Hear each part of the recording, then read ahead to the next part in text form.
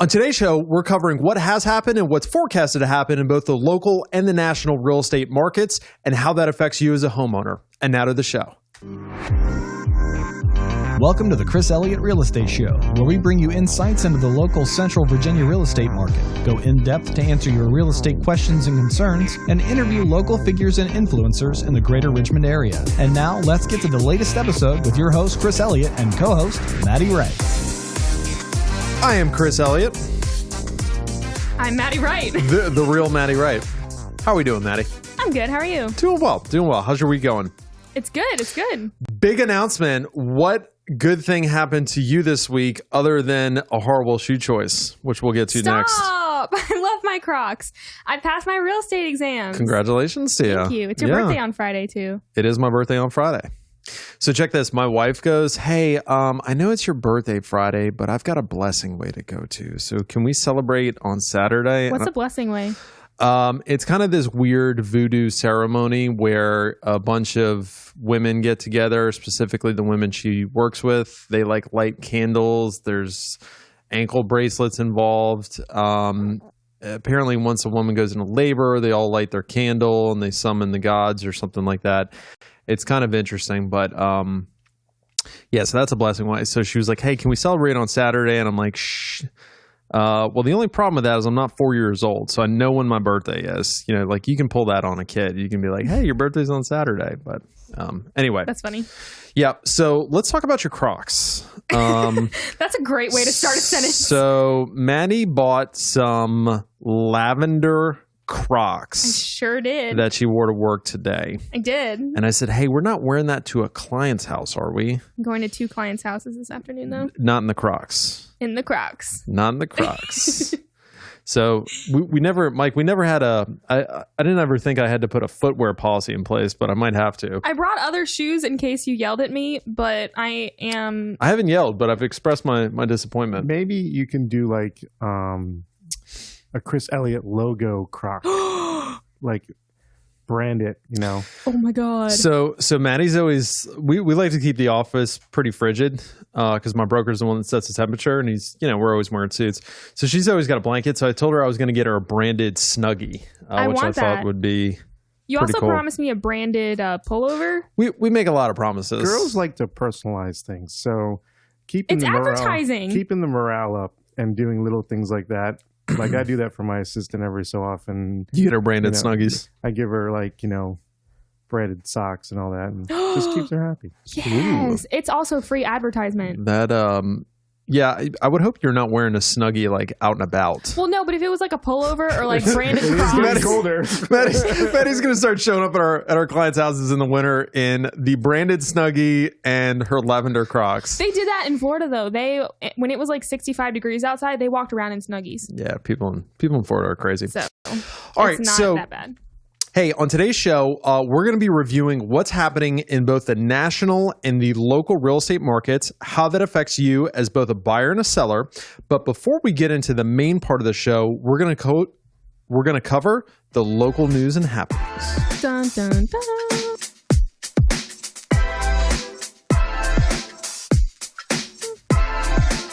All right, so in local news, Maddie, other than the birth of myself, it's really weird way to say that. That was a terrible wording. Yeah, that was kind of awkward. What is also happening on September the 20th? Drive Shack is opening. I don't know what that is. You don't know what Drive Shack is? No. Have you heard of Top Golf? What? No. Have you heard of Top Gun? Isn't that a TV show or something? Totally separate thing. No, or a movie or something? So this is really cool. I've never been to Top Golf, but I've heard it's amazing. They have one in DC. They have one in a lot of bigger markets, but Drive Shack's kind of like an offshoot from that, from what I understand. It's basically like a driving range that you go to, but instead of it being just a boring, stuffy, old man kind of driving range, it's fun. They got it lit up. It's like... Oh, is that the one that you always pass when you're going towards the West End on 288? Yes. Oh, that thing looks so cool. Yeah, so they're going to have it's going to be lit up. You go in there, you can order food. You can, there's a bar. It's kind of how they have really cool bowling alleys? Yes. It's going to be that concept applied to a driving range. So cool. golf is secondary. Yeah, it's It's an experience. It's a social affair, it's and more golf's like the excuse of doing something. Yeah. Besides drinking, or which is kind of my favorite thing.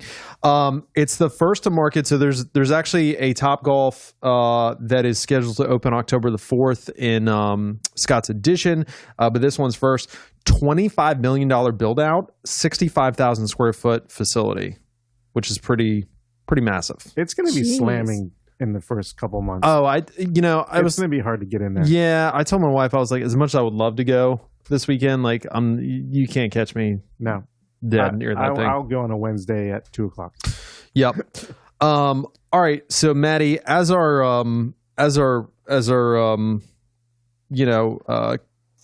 cannabis specialist, what else is oh my God. Just kidding. Yikes. Just kidding. What else do we got going on in our VA? Well, apparently we have 2 new CBD shops opening. CBD. McKenna sells CBD. Does she really? Yeah, she does one of those things. Multi-level marketing companies? Yeah. Nice. Have you ever done CBD? No, but my dad loves it. So I tried it. I was in South Carolina. There was like a little CBD store that opened by my in-laws' condo. Didn't do anything for me. Really? I wonder Yeah. if it's like kind of like a placebo thing for some people. It takes a little bit. You can't just like go to the gym, work out, and be like, okay, I lost 30 pounds. That's very different than going to the gym, though. This I'd like to point that out. this is a product that you're supposed to buy. And I don't know about you guys, but like It takes time to get in your system. It's not like a one and done thing. I'm not interested in that.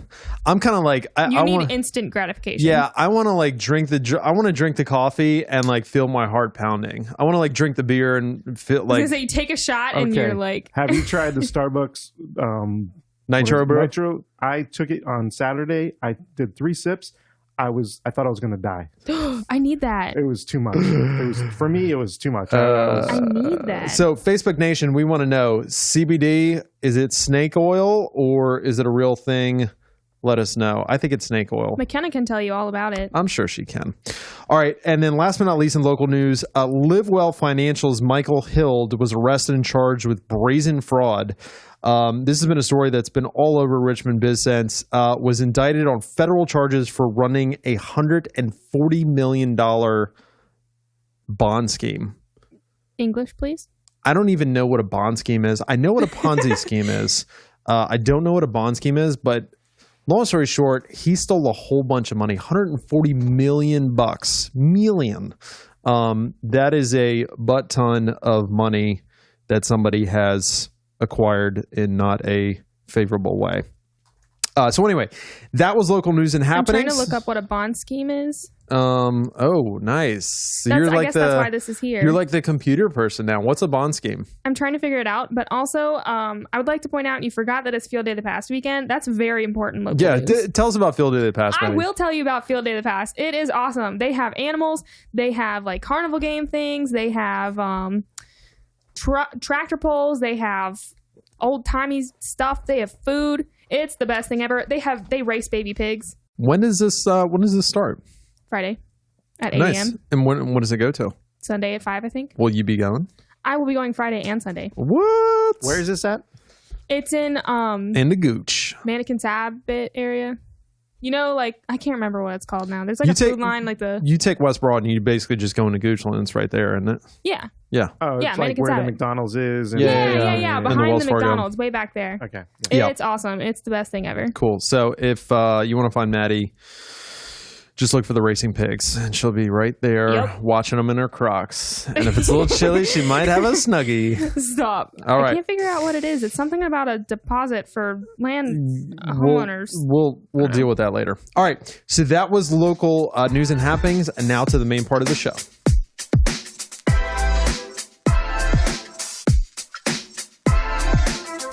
All right, so in national market news, one of the first things that we want to hit on is the talks of the recession keep going. So this is, we talked about this in episode. This was even before we started the podcast too. But this was like episode 1, wasn't it? I think so. Yeah, we talked about the recession. So, hey, we're going to keep beating this drum until the election because that's the rhetoric that you guys are going to be hearing in the, your major news outlets. You're going to hear a lot of talk of recession for a couple reasons. It's always a hot topic. We've been in a very good bull market for the last, 10 years. So naturally, it's something people are going to be looking out for. Plus the fact we have an election next year.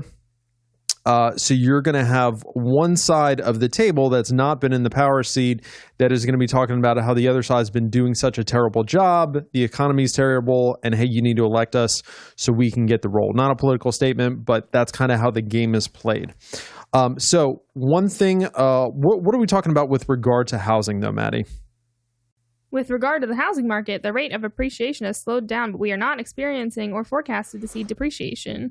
Yeah. So a lot of people are kind of, there's a lot of fear looming and around this recession. And we're not here to talk about the financial markets, what's going to happen there. That's not this show. We're talking about housing. So here's the thing. Housing has been appreciating at amazing rates for the last 10 years. Anybody that's owned a home over the last 10 years can tell you, and pretty much all price points, they've seen some appreciation, which is a really cool thing. So what's going to happen though is the rate of appreciation is going to slow down. So essentially what that means, if your car is going 50 miles an hour and the rate of appreciation slows down, you slow down to maybe 30 miles an hour, but that does not mean that we start going backwards in the other direction. Does that make sense? Yes. Okay. So we are not forecasted to see any type of depreciation over the next 5 years. Of course, there's always going to be small pockets of the market that maybe, if you've got a new construction development right around the corner from you, that's a different story. But grand scheme, the rate of appreciation is set to slow down. We're hovering around 5-6%, some areas even 7%. We're looking to slow down to about 2 to 3% appreciation rates. So we're going to kind of plateau a little bit. But the simple fact is that home values are not predicted to depreciate. They're not predicted to go down, which is really good. Maddie, can you read the quote from Miss Molly Boisel, if I'm pronouncing that correctly, who is the principal economist at CoreLogic? CoreLogic is actually who is behind our MLS and our tax system. Oh. They are one of the largest real estate information data companies out there. They sit on top of a lot of data. But read that quote for us, if you may. Home prices have increased steadily since 2011, creating record amounts of home equity and putting homeowners in a good position to weather future downturns. So how do you interpret that? Well, home prices have been going up steadily since 2011. Nice. Giving people more equity and, putting them in a good position to get through any future recessions. Nice. Thank you. So one of the cool things, with all this appreciation that we're looking at or have seen since 2011, homeowners now have more and more equity within their homes. So back in 2008, if you bought a home for $400,000 and it dipped to, be worth only $375,000, you had negative equity. In other words, you owed more on the house than it was actually worth. Now that $400,000 house is maybe worth $500,000. So more and more homeowners have larger and larger chunks of appreciation and equity within their homes. So the good thing is when you have a lot of meat on the bone, you're able to weather the storm because somebody is not so quick to walk away if their $500,000 home value drops to $475,000, not that it's predicted to do so, because they only owe $400,000 on the home or they bought it for $400,000, so they have that $75,000 in equity. So folks have more equity, which puts them in a better position to weather any future downturns. The amount of tappable home equity. What is tappable home equity? Do you know what that means there? I have no idea. Okay. So if you go into the bank and you say, hey, Mr. Banker, I got a $400,000 house. I only owe $200,000. I'd like to take out a home equity line for $100,000. That's your tappable equity. So it's the amount that you can get on a HELOC? Yes. It's the amount that you can borrow against your home in the form of a HELOC, which stands for home equity line of credit. Correctamundo. Congratulations. Ding, ding, ding. I knew that before you from the law firm. What?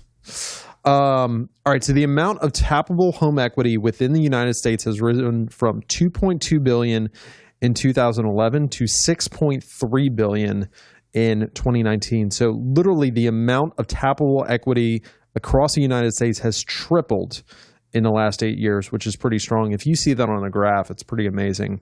I can't show you a graph on a podcast, though. I apologize. There you go. that number right there. What's that next stat, which I thought was kind of interesting? 50% of homes in the U.S. have 50% or more equity in their homes. So literally half the homes in the United States, according to this study or this data, half of the homes in the United States have 50% or more of equity. So half of the homes in the United States only owe half of what their home is worth. Am I saying that correctly? Yes, but you should probably simplify that for people who don't work in real estate. Sure. So real simple numbers. That means if you own a $200,000 house, you only owe $100,000 on it. So you have 50% equity in your house. And what they found is that across the board averaged, the whole United States, about half of homeowners have 50% or more of equity within their homes. Yeah, that's awesome. That is pretty awesome.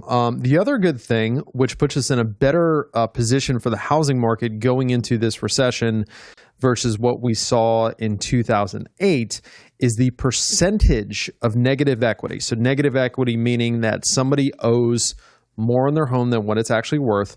The percentage of negative equity homes throughout the United States has dropped from 25.3% in 2010, 25.3%. That was crazy. That means literally 1 out of every 4 homes in 2010 had a negative equity situation, but that has dropped all the way down to 4.1% in 2009. Once again, a lot of that has to do with the appreciation that we've seen across the board. But the other thing is there too is lending practices have tightened up a lot. So you're not seeing as many people in these crazy loans that they couldn't afford to start with. And you know, you haven't seen as many folks that shouldn't have been getting loans. No doc loans or anything like that. This is a much different situation than what we saw going into the last recession. So I say all that to say the housing market is in a much better position to go through this recession than it was in 2008. Does that make sense? That's probably very comforting for a lot of people. Yeah, and that's what we want to do. We want to get this information out because, like I said, what people are going to be hearing through the major news media is that we're going into recession, and they're going to be hearing sound bites, and they're going to be freaking out. People are just going to automatically think we're in for another repeat of 2008, which home values fell off the table. So we want to get this information out to anybody that's looking to sell or owns a home, knowing that, hey, it's not like your home value is just going to fall off the kitchen table. We also want to get this information out to buyers that are going to be buying over the next year, 2 years, 3 years to know that, hey, like me, like you and David, that it's not a terrible time to buy. You're not setting yourself up for failure if you buy a home now. What is forecasted appreciation for 2020 in Virginia? 4.2%. And in the whole country? 5.2%. Yeah. Wait, did I say 4.8 the first time? You did. I believe you did. Oh, okay. Cool. Yeah. So forecasted appreciation for 2020, 4.8% in Virginia, 5.2% across the whole U.S. So that the appreciation slowdown is not scheduled to hit until it's looking like 2021 because, a lot of people thought it was going to happen in 2020. It seems like we're still going to be appreciating at a pretty good clip next year. And then when it will actually kick in and start slowing down, nobody has a crystal ball, but doesn't look like it's going to be happening next year. So in summary, yes, we are headed for an economic recession, but it is not forecasted to adversely affect the housing market. And once again, like we talked about in the first show, only how many of the last 5 recessions negatively impacted housing? 2? 2. Oh my gosh, I'm so smart. Yeah, I'm glad you were actually listening. So what are the odds that they're predicting this recession and whatnot? But recession? Stop. They're predicting this recession. I just got my braces off. Stop. What are the odds that they're predicting this recession, but it just may not happen?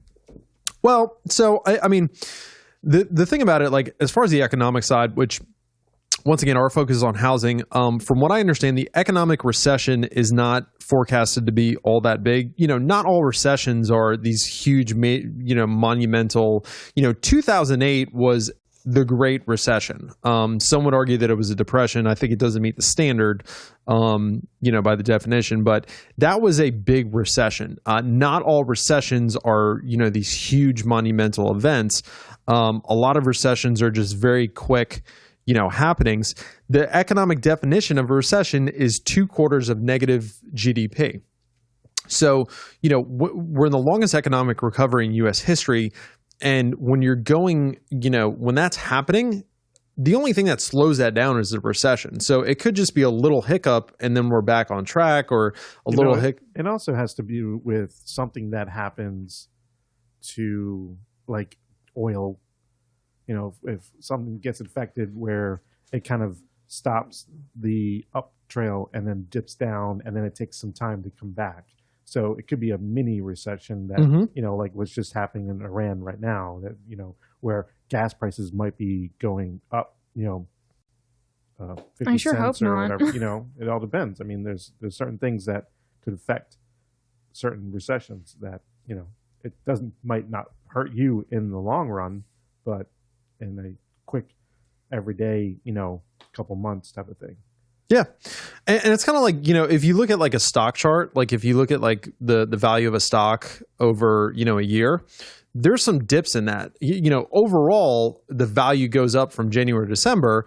But if you look at it like, there's some dips in that graph. So what we're trying to do is to let people know, hey, don't freak out. Like, yes, we're heading into a recession, but recession doesn't have to be this horrible monumental event. It could just be a little slight hiccup and then we're back on track. Or we're going to have a little bit of a hiccup and then we're going to be back in the right direction, and we're not going to be growing at the same rate that we were growing now, but we're still going to be heading in the right direction. So that's kind of what we're trying to get over to folks. Okay, so that was the national market news. Now let's jump into the local market news. Closed pending and new listings were down slightly from July to August. So we're always looking at a month behind. So we're looking at the August data. So closed pending and new listings were down from July to August.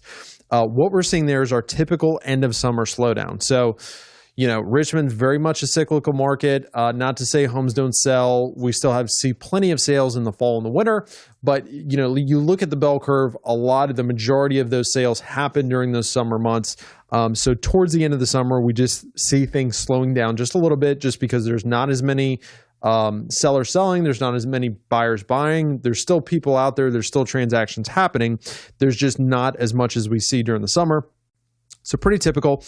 Pended listings were up 11.63% from August of 2018. So the cool thing about that is that we're literally seeing we saw a better August, 11.63% better August in 2019 than we saw in 2018, which is pretty good. So we had a pretty good fall last year. But if that continues on, we should be looking at a better September, October, November, December than we were last year, which is pretty cool. Average sales price was $318,733.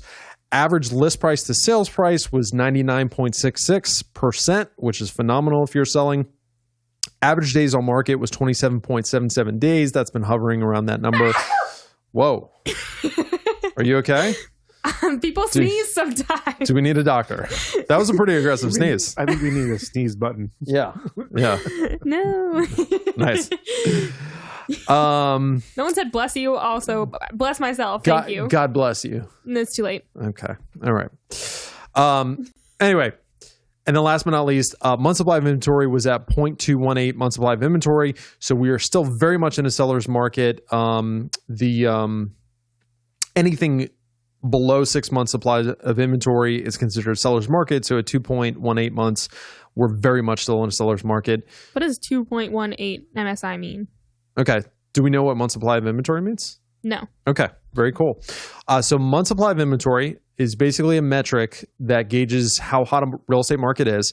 It essentially says at the rate at which homes are selling, so 3 homes are selling a month, 100 homes are selling a month, whatever the rate is, based on that rate, if no new homes hit the market, how long would it take to sell out all the current inventory? Oh, okay.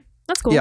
Yeah. So north of 6 months, you got a buyer's market. South of 6 months, you got a seller's market. And once again, under 3 months of live inventory, we're still very much in a seller's market. So what does this mean for you? If you are a seller, if you're looking to sell between now and the end of the year, we've got to understand that the summer selling season is over, and now is not the time for testing ambitious pricing. No, not necessarily. No teardrops. Maddie's over here doing a teardrop.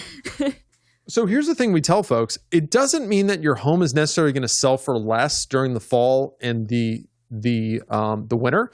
What we know now, though, is we know the appreciation. Usually, when we look at appreciation and we say 5% per year, usually that appreciation is happening between, let's say, March and August, because basically people are pushing prices up, they're testing the market, and then some homes are selling, some aren't, but some homes are selling at the new price. So by August, we know kind of what homes are worth for the rest of this year. You don't necessarily want to go out and try push to set a new bar in September, October, November, because we've already pushed that bar up, and there's just not as many buyers in the marketplace to try this new crazy price. The other thing is, too, you don't have the time to necessarily try this crazy new price, because if you try the new crazy price in February, March, April, you can still reduce down to a more reasonable price or a more market value price. And you could still sell out in the summer, versus if you do it in September, October, November, you're more likely going to keep the property for the winter. Does that make sense? Mm-hmm. Yeah. So just not the time to necessarily test out ambitious pricing. Doesn't mean you need to slash your price. Doesn't mean that you can't get a good price for your home. Showings are going to be a little bit slower than the summer, but the good news about that is the buyers that are out are more serious buyers. Would you say that, just seeing our clientele, like typically the people that we're working with at this time of year, they're not folks that are like maybe thinking about it'd be perfect, maybe someday if I found the right thing. They're kind of like folks that want and need to buy a home. Yeah, I mean, we'll sign with them and then they'll have a home within like 3 days. Yeah. So, and that's the thing, during the summer, yes, you'll get more showings, but you get more iffy buyers. You get more buyers that are just kind of looky-loos. You get more buyers that, if I find the perfect house, or, if this one's just the right one. The folks looking in the wintertime typically are folks that are very serious about finding a home and want to find a home quickly.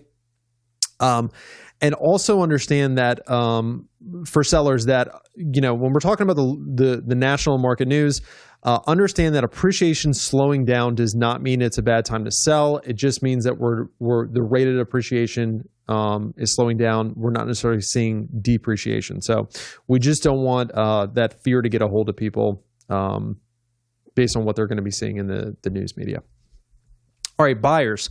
What does this all mean for you? So during the wintertime, you're going to see less inventory on the market, but typically you're able to find better opportunities in the fall and the winter, because some of that inventory is folks that are left over from the summer, and they typically are more motivated because they haven't, kids are back in school. They haven't been able to sell. They've been on the market for a little bit. So there are some good opportunities in the fall and the winter. Just understand there's going to be less homes available because a lot of sellers don't want to list in the fall and the winter. Rates are absolutely amazing right now. Interest rates are still under 4% at the time of this recording. We said at 4% they couldn't get any less. They did. So now is a phenomenal time to lock in some good long-term financing. And no, like we talked about earlier, you're not buying right before a crash. Yes, we're going to see a recession. Yes, we're going to see the rate of appreciation slow down. We're not expected to see depreciation though. So buying a home right now is not a bad idea. So that is the meat of the show. Any questions? Did I beat this to death? Did you go over it ad nauseum? Hey, ad nauseum is a word, so you guys can both suck it. Because hey, that is not appropriate for this podcast. We like to keep this podcast family friendly. Angry. Yeah, so I angry. don't take to that kind of language very well. So telling someone they can suck it is not appropriate, right, Mike?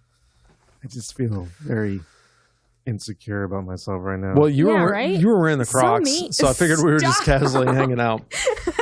We're always, if you ain't crocking, you ain't rocking. Whoa. Just so you know.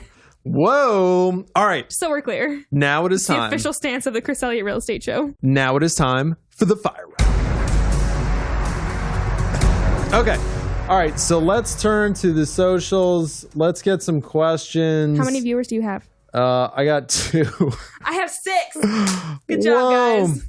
Samir says it's not snake oil. Does that mean we but win, it's by the not way? super fast acting. All right, he's talking about CBD. All right, guys, if you're looking on social, my 2 people. My 6 people. What questions do you have? What questions do your people have, Maddie? Well, Jason had one. I don't know if he's still watching because I can't see who's watching. I just see the number. Okay, just read me the question. Wow. Okay. God. We got limited studio time here, people.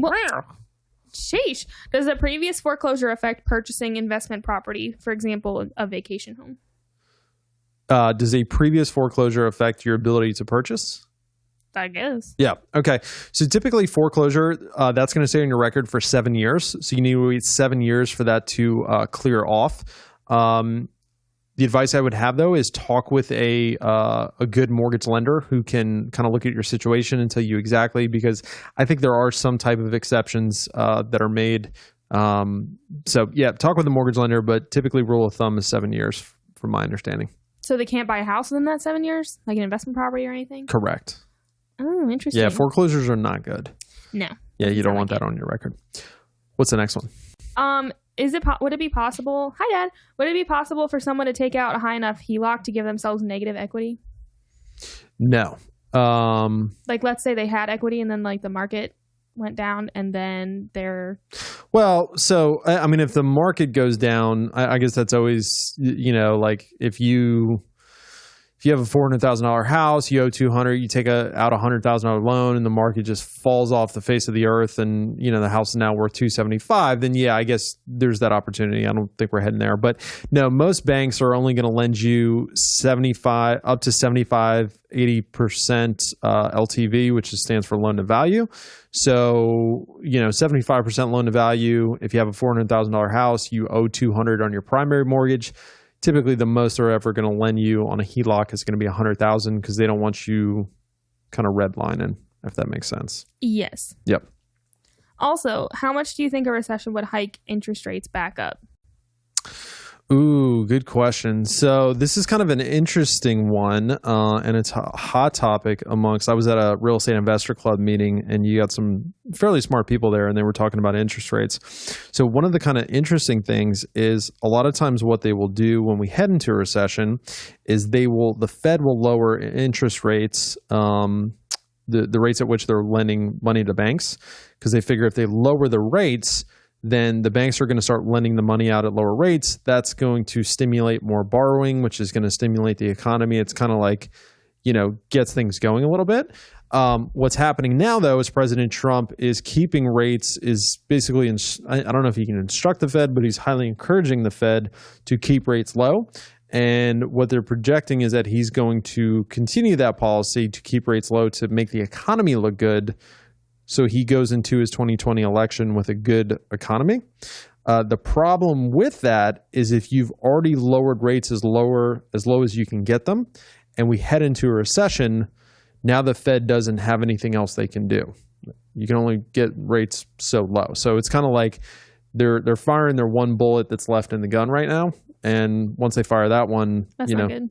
Yeah, it's kind of like, what do you do to get yourself out of recession if you get into one? So did I answer the question? I don't think I did. I don't know. I think. I mean, in a roundabout way, you did. Yeah, I just like to hear myself talk. So that's why I started a podcast. I don't have any other questions unless any of my viewers that have just hopped on in the past. Mike, do you have any questions minutes. out of social? No. Okay. No other don't questions? Care what we have to say. I mean, unless someone pops up with one in the next 5 or 10 I think you had seconds. one more. I see one more on the list. I don't have one more. Okay, cool. All right, so that was all the questions from social. We appreciate you guys participating. Thank you again for tuning in to this podcast. Let us know what you think. If you think we're stupid, let us know that. If you like it, let us know that. Give us a review, 1 star, 5 stars on Apple iTunes if you would, and let us know what you guys want us to talk about on next show. So anyway, thank you for tuning in, and we'll see you on the next episode. Thanks for joining us for the Chris Elliott Real Estate Show. If you have any questions or suggestions for future episodes, please contact Chris Elliott at chris@chriselliottrealestate.com or by phone at 804-980-1898. And please join us again next time for the Chris Elliott Real Estate Show.